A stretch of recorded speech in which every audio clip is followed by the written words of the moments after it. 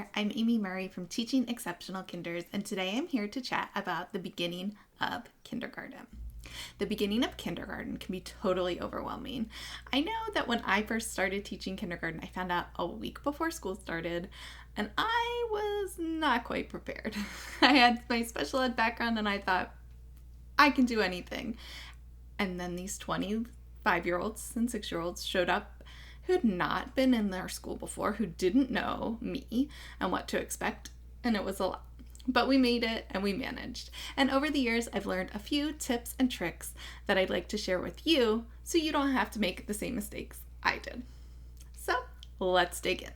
So, one of the first things you're going to need to do is teach your students how to use their school tools. Why do I call them tools, and what are school tools? I'm glad you asked. School tools. Here's your toolkit.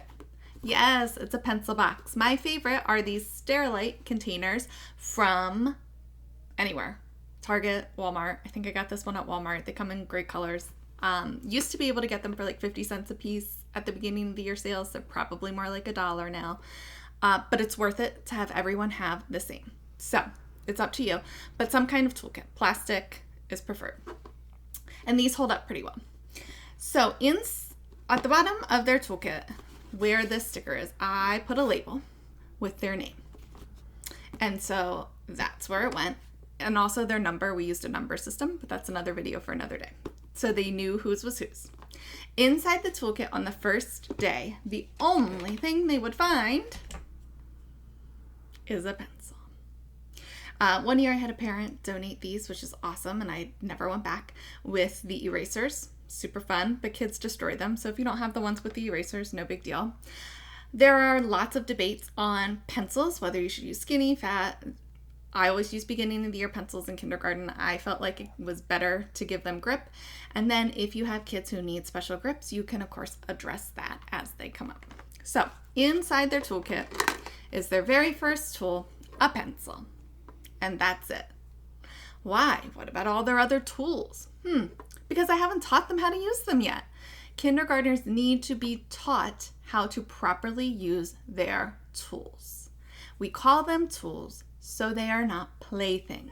To introduce the pencil, we would talk about, this is your pencil. We use pencils for writing on paper. And I would demonstrate at the beginning in the front of the room for everyone that we only write on paper. And then we'd practice writing. Simple, but very explicit. I would do it. I would have a student come up and model how to do it, and then we would do it together. Now, how will you practice using your pencil? Well, we always did it with our handy first day of kindergarten or beginning of kindergarten paper. So we would practice writing our name in the box and then drawing a picture of myself. And we'd practice at the front of the room, and then I'd send everybody back to their table, and they would get out their pencil from their toolkit and they would practice writing their name. And this will take 25 minutes instead of 2, and that's okay. And then we would draw a picture of ourselves. And I did not really coach them on either part. I would tell them to just do as very best they could on their name, because it didn't really matter to me if it was perfect. And then I would tell them to do the best they could on drawing themselves. And we would do this again at the end of the year, at the end of kindergarten, to see how much better they get at writing their names and drawing themselves. On the first day of school, when we did this paper, it was the only paper that I had them do on the first day of school, and it was the only goal. This was our academic goal for the first day of kindergarten.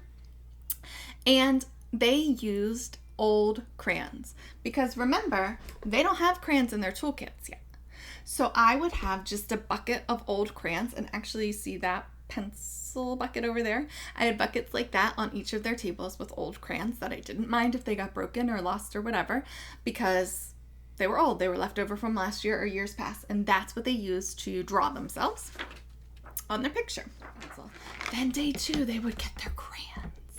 And we would make such a big deal out of getting their crayons, and I would use these fatter Crayola crayons.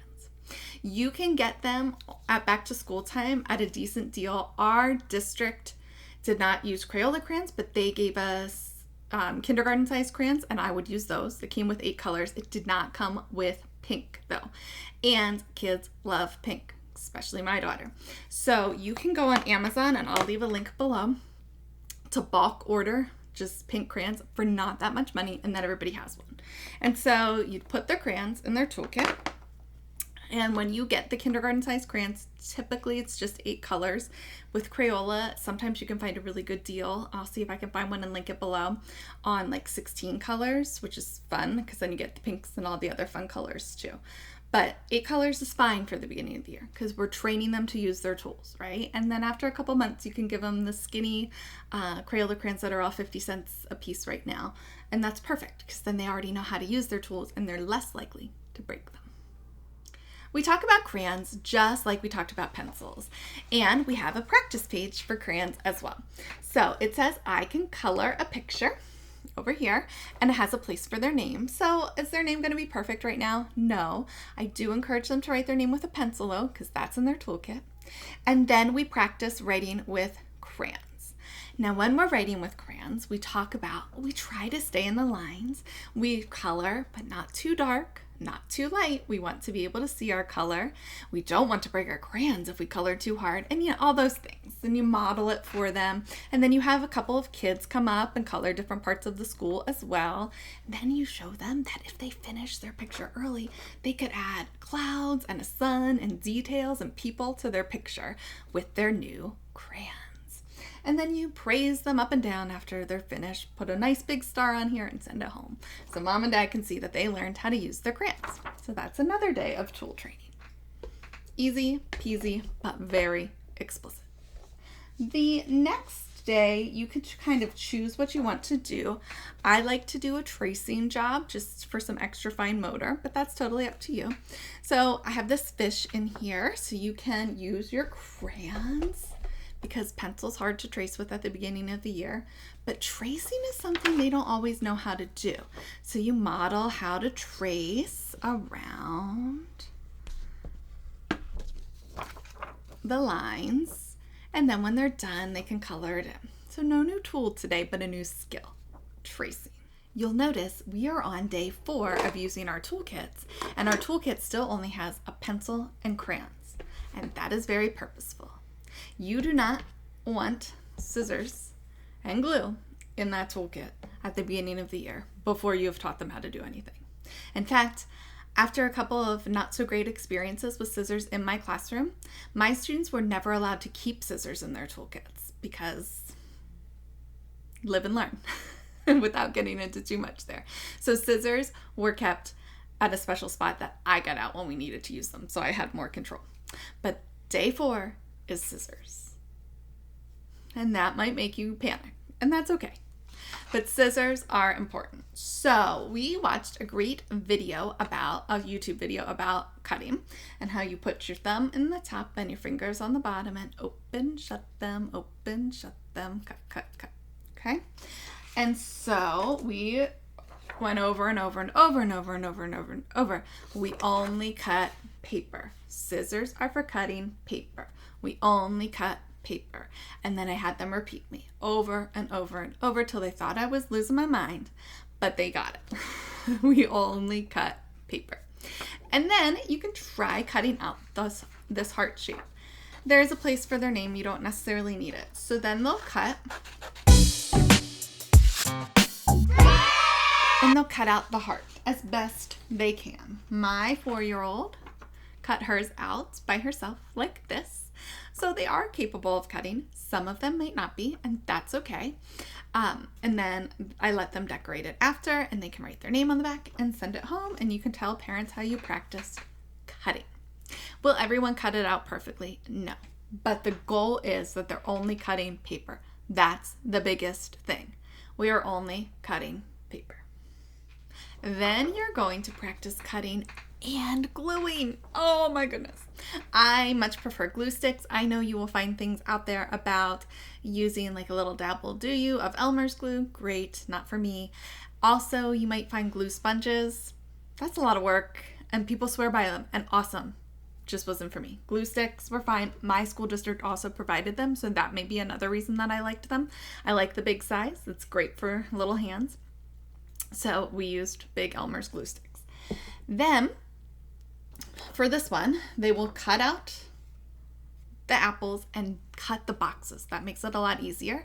Some kiddos may have trouble with that cutting, and that's okay. You can cut those out for them if you prefer, because really we're working on gluing. Okay, so cut out the apples, glue them to the tree. You may have them color first if you'd like to, like a refresher about how to color, and then cut and glue. But practicing the cutting and gluing, talking about how sometimes it's easier when we glue to put the glue dot on the tree and stick the apple to it. Glue the bigger piece, stick the smaller piece to the apple. That's a big one. My other big glue stick tip is to teach kids to listen for this sound. You have to listen carefully. That was it. When they hear that sound, that means their glue stick is shut tight and it won't dry out. So listening for that sound, and we practice like that a couple times. Listen real close. Did you shut it the whole way? And practicing that, they love it. They think it's a fun little thing to hear the sound, and it works out great. All right, there are 2 more printables included in the first week of kindergarten freebie that you'll find below. This one is for following directions. So important. So you see that the ear is there. You listen to the directions. And my daughter Nora did this one with me. So I told her which color she needed, and then I held up the color. She found the color. She colored it in. So find your brown. Everyone, here's brown. Find the brown. And then color in the brown. Then the green and the red.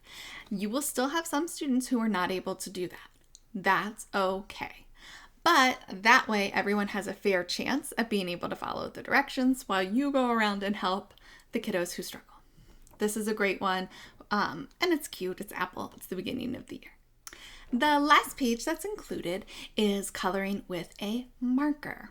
You can handle this however you'd like in your classroom. You may want to give your students markers to keep in their toolkits. Totally fine.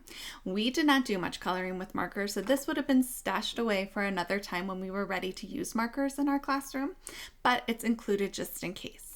In my classroom, we only used Crayola magic markers, washable, and we kept them in a separate space in the back of the classroom. So I didn't need a whole class set. Like, not everyone needed a whole set of markers. I just kept them separated by color in the back of the room, and we use them as needed. There'll be times when you want to use markers. There'll be times in centers when it's best to use markers, or it's more fun. It makes things more engaging to use them. But I didn't like them in their toolkits. It was just messy and not necessary. I kept it in there just in case you'd like to train them and practice using markers.